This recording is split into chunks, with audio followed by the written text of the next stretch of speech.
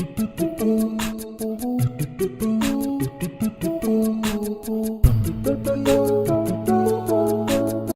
welcome back to my channel. My name is Remna, and on this channel I talk about self-development and books. So if that is your thing, then you're in the right place. And in today's video I'll be doing a book review on The Smart Single Muslimah by Farhat Amin. And this book talks about marriage and love and how to approach marriage, how to approach love, what you should be looking for in the spouse, what you should be looking for within yourself before getting married, questions that you should be asking, feminism, racism, everything and anything under the sun is in this book. So in this video I'll be breaking down some of the things I liked, some of the things I didn't like, and just my general thoughts and opinions about this book. This video isn't really spoiler free, so if you haven't read this book and you kind of want to go to it blindly, I suggest you just click off this video, read the book, and then come back, because this is going to be a very in-depth analysis basically of this book. So the first thing that I noticed is that this book has a lot of information that reference to the hadith and the Quran, which I think is very, I would expect it, especially if it's about, being a Muslim and how to approach marriage and stuff. I really do enjoy how the author included a lot of hadiths and Quran to back up her claims. Another thing that I liked about this book is that she was very realistic and honest about the journey of getting married, before and after, and didn't really sugarcoat it. She didn't say, oh, it's gonna be great, it's amazing, all you have to do is this and that, and boom, you're married. No, she definitely gives it just the reality of what it means to be looking for a spouse, the disappointments you might face, the challenges you might face, and also after marriage, what challenges are in store after that. And also she discusses even some people who don't get married, what their life looks like. I think that's very important because again, it's not everyone is destined to necessarily get married, and that's okay because Allah has different paths for us all, and Jannah has many different paths too. So it's not necessarily that everyone who's destined for Jannah is going to be married in this life. And I really do enjoy how she featured in those stories, because I think oftentimes, especially as women, there's such a heavy emphasis on getting married, and if you don't get married then your life is doomed and you'll be unhappy and you'll be sad forever. But that's not necessarily the case. It doesn't mean that their life ends, or that doesn't mean that they're just doomed to be depressed for the rest of their life. Allah still gives everybody their gifts and their blessings in different ways. So another thing that I noticed in the book that I really loved so much that she mentioned was just how difficult it can be to be a Muslim woman and living in the West and try to find a spouse. I just love how the author acknowledged that being a Muslim woman and living in the West is definitely going to be not a buffer, but it's going to pose as a challenge when it comes to getting married. And she just points out the realities of it, how we're not necessarily in a society where it's very communal and people kind of know each other, and we can just be hey, that guy down the street, yeah, or hey, that girl down the street, yeah. We live in a very individualistic society. Everyone kind of fends for themselves in a way, so it's kind of that challenge that makes it a bit harder for then single Muslim women who want to get married and have that build their own sense of family, when you live in a society that doesn't really even value the family structure as to begin with. So there's going to be 4 points that I want to kind of dive deep into a little bit from this book, and I'm going to break it down so that way it's not all clamored up.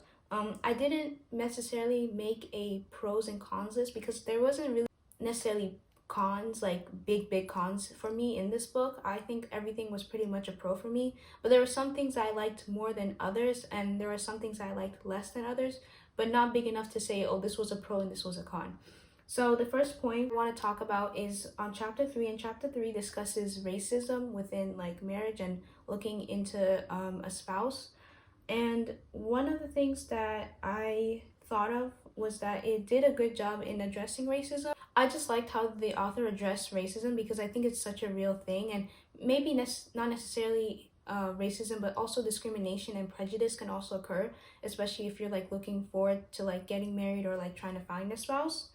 But even outside of that, I think just in general, racism, prejudice, discrimination, all of that really does exist within the Muslim community. And I feel oftentimes we like to say, no, that's not true. I mean, it's not true in theory, we shouldn't do it, but do people do it? Yeah. So it's something that is definitely existing within our community. It's not something that just doesn't exist. It does. very real as much as it does outside of the Muslim community. So yeah, and then there's this line in the book that she wrote. So she basically says, some may argue, is racism in the Muslim marriage scene really such a big deal? Isn't it just a few bad apples who won't consider black or dark-skinned Muslims when it comes to marriage? I found that people who have not faced racism and prejudice are the ones who make such statements. Sweeping this problem under the carpet is not the solution. And I just really loved how she just pointed that out, because I think that oftentimes, especially as like, you know, black or like dark-skinned Muslims, I think that like a lot of the times, like when our voices or like people voice out these kind of concerns, the voices are mainly shut down or just not really acknowledged too deeply, because again, either from, you know, just not understanding because you simply aren't, you know, black or dark skinned, or from the fact of just thinking, oh no, but like, you know, we have a religion that's loving towards everybody and nobody should be discriminated, which again, like I said in the beginning, it's true in theory, but do people still do it? Yes, people still discriminate. People are still racist, you know, even under the same God that we pray to, like people are still racist and discriminate and are prejudiced. I wanted to point out about this chapter, as much as I did like how she pointed out that racism, discrimination, and prejudice, especially against black Muslims and even dark-skinned Muslims, are a real thing, I did have a bit of difficulty going through this chapter, because at some point, you know, when she kept bringing up like, you know, types of like scholarly like articles about like, you know, like black Muslims or just black people in general, it did kind of feel like a bit of a pity party. And more so for me, it felt like a pity party. Like, I'm trying to find the right words for it. I don't want to say like it, not disappointing, but it was a bit discouraging. I would say discouraging, because it was like, this is what black people go through, this is what dark-skinned Muslims go through, this is what black, you know, Muslims and this is their history, and this is how they were treated and discriminated. And it was like, oh my gosh, like I already have that, like, you know, knowledge, not only from school but even from just like general experience, but having it being so pointed out consistently through this chapter was again a bit discouraging for me. But again, I know she came from a good place, and she was trying to like emphasize like how the reality of like how difficult it may be for black and especially dark-skinned Muslims to like get married because of prejudice, racism, or because of cultural ideals that people hold on to. Yet at the same time though, I did find it a bit like, dang, like I know it's hard, but you don't have to make it like, you know, so out there. So I think that was the only thing I would say I didn't necessarily enjoy about reading this specific chapter.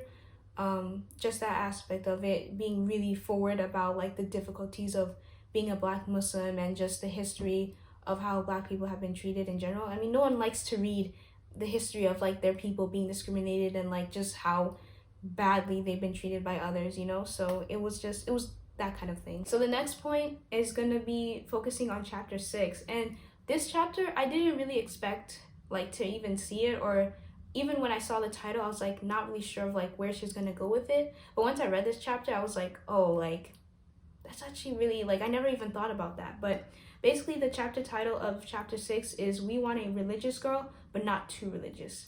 And this is something that I never really considered or never really thought that would be like necessarily an issue when it came to like looking for a spouse.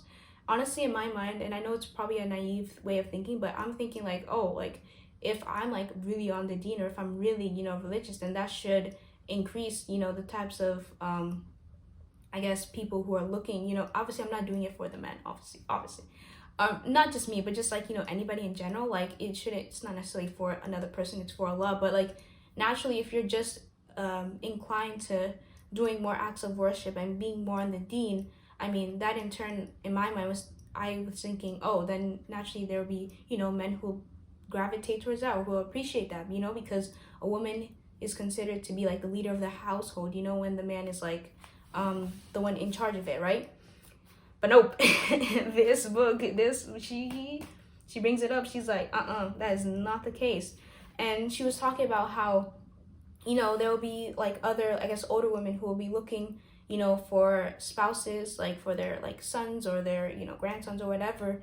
And when they look for certain types of women, they look for the women who are, you know, necessarily, they may wear the hijab or whatnot, but like, you know, they want them to, it's a weird dynamic. It's like they want them to be religious, like she said, but not too religious. Like, so probably like they would prefer, like, let's just say in theory, somebody who maybe just wears a hijab and has a lot of, like, you know, just outwardly makeup versus somebody who's like wearing the niqab. Like, they would probably choose the one with a lot of makeup and a hijab on than the one with a niqab on, you know, something like that.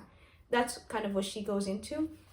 And a page I want to read is 78, where she says, while people were supportive and impressed, people also did not want to recommend potential suitors because I was considered too religious or too conservative. So, like, as she said, you know, like, people are so impressed and supportive because earlier on, and I probably should have read it, but she mentions how in high school she focused on memorizing the Quran. She memorized the Quran and she developed a strong relationship with it. And after she became a hafiza, so someone who memorized the Quran, the community and people kind of saw her differently. So it did impress people, but didn't impress them enough for them to like necessarily accept her as being marriageable, which again, I find it so weird. And she also mentions how, you know, practicing brothers, on the other hand, when they, you know, finish the Quran or do something really religious and grand, it's like, oh, okay, like, bam, you're in, brother, you come through. But when it's a sister, it's like, oh, that's a lot. It's overwhelming. I think this just points out the double standards that there is. Like, it's okay for a man to be religious and to be on the deen and do whatever, like, how go in depth as he can with it. But when it's a woman, all of a sudden it's like, you shouldn't do that, you know? And I think that's such, again, against the teachings of our religion. Like, literally, Allah subhanahu wa ta'ala, like, wants us all to be on the deen. He wants us all to just move on to the next level when it comes to our religiosity and getting closer towards him. And knowing that there's going to be some people, at least, who won't really like that or won't really be like necessarily supportive enough to, like, you know, push these types of sisters into, like, you know, into the spaces where they're able to maybe be seen and be able to get married, is a bit disappointing. And it's actually a bit like sad, because it's like, again, like I mentioned before, like, the way I was thinking is like, you know, if our viewpoint in Islam is that the woman is supposed to be the maintainer of the house, right? Take care of the kids, take care of the house and everything like that, and even teach the kids, then wouldn't you want somebody who, like, actually knows a lot and heck is even a religious and heck a hafiza at that and can teach them, rather than someone who isn't? I'm not saying that there's one that's better than the other, but in the case of somebody who is, like, you know, has either maybe memorized the Quran or, like, you know, does, like, you know, Sunnah prayers, or just does extra good deeds and does a lot of religious activities and is involved with the community, why is that person then looked as, especially that woman, I should say, looked as less than compared to a man? Like, that to me doesn't make sense. And she makes it clear that it just doesn't make sense, and that it's very, again, double standard, because you can't accept it from a man but not accept it from a woman because it's too intimidating. Or she even mentions that some men are, like, actually intimidated. We are a religion of truth, and the truth is that both men and women need to be educated. Both men and women need to do as much as they can within their religion. And if there are women who excel more than men, that shouldn't be a deterrent. That should even be like a motivator. So if you have a woman who's really knowledgeable, then again, why would you not want to make her your wife, you know? So I don't know.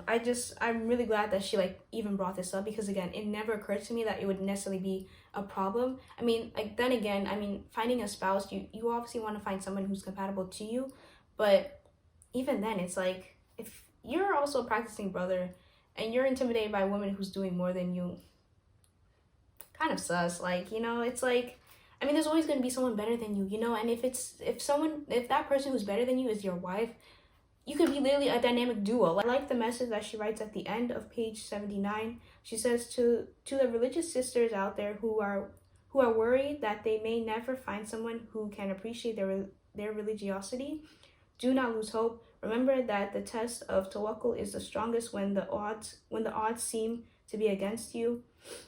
You decided to put Allah above all else, and you need to trust that He will take care of you.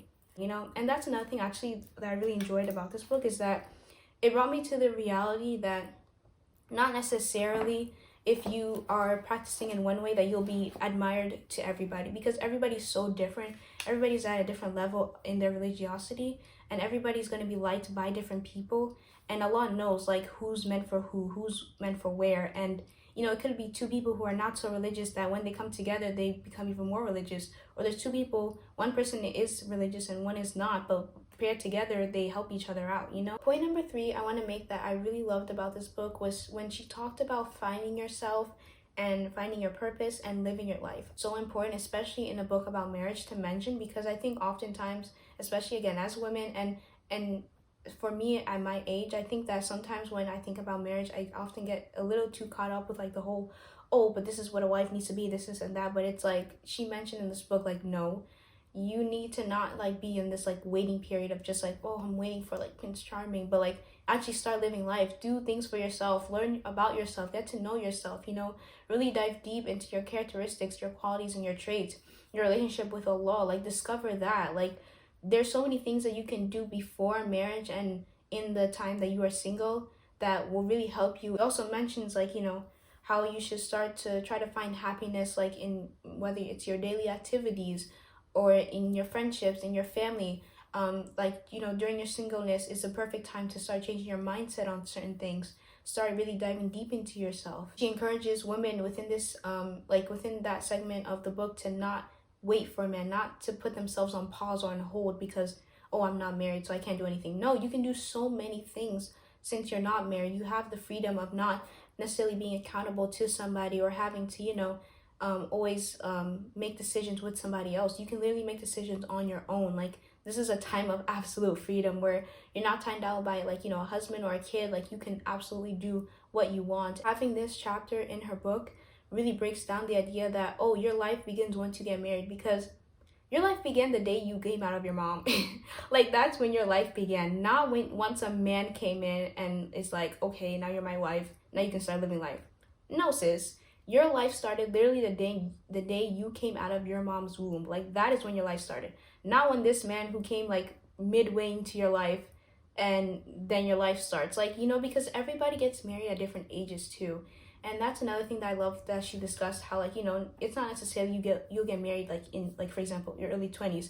It could be your 30s, your 40s, your 50s, heck, some people even in their 60s, you know. And so there really is no limit to when your spouse will come. So some other quick points that I just want to mention that I also really liked about this book is that, you know, again, she mentions how your husband is not your savior. He's not the one to save your life. He's supposed to be your companion, someone you're supposed to do life with, you learn life with, you grow with, someone who's practically your best friend, like someone who's by your side, someone who you can learn and grow with, and not somebody who's your savior, who's gonna, you know, grab you from the depths of the sea and pull you out. Like, I mean, he definitely can do that whilst you're in your marriage, but that's not his main purpose. His main purpose isn't to like just now you're saved, you're safe with me type of thing, you know. Like really, and in a general sense, Allah is the one who does that, you know. He's been doing that for you long before your husband has ever entered into your life. That I liked about this book, she mentioned about qadr, you know, trusting the destiny of Allah. Like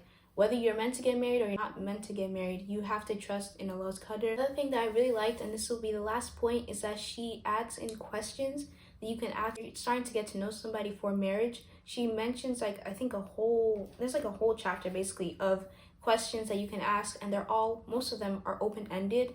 And she was saying that it's better to ask open-ended questions because when you just ask the yes or no, you're not getting much out of that person and you don't really know the person. But when you ask open-ended questions like, what are your thoughts on, you know, slapping a child, or what are your thoughts on this and that, you're able to then get a gist of like where they're at and what they kind of feel, and then you're able to compare, be like, I understand, like I get that, like we're on the same like wavelength, or it's not fitting the vibe, you know. So it just helps with getting to know the person and getting to know whether they're compatible with you or not. So overall, this book I feel like was a great book, like 10 out of 10 for me. It really helped me understand marriage. It helped me understand love, especially, you know, as someone who lives in the West and is a Black Muslim. It really did help me understand what I should be looking for and what I can do within my singlehood, and how I can really what's the word? Like how I can really benefit from this singlehood, and what I can do, and what I can work on myself before getting married, and the things I can learn about marriage too. I loved, you know, again, the questions that she featured at the end to ask, you know, people that you're getting to know for marriage. All of that was great. And yeah, it's just very good and sound advice. So if you're interested, again, this book is A Smart Single Muslimah by Farhat Amin. Really great book. Definitely should go read. And yeah, that is it for this video. I've been talking a lot today. Hope you enjoyed it. And if you have any thoughts on marriage, or if you have read this book and you also want to give your thoughts on it, please write it in the comment section below. And I'll see you in my next video. Bye-bye.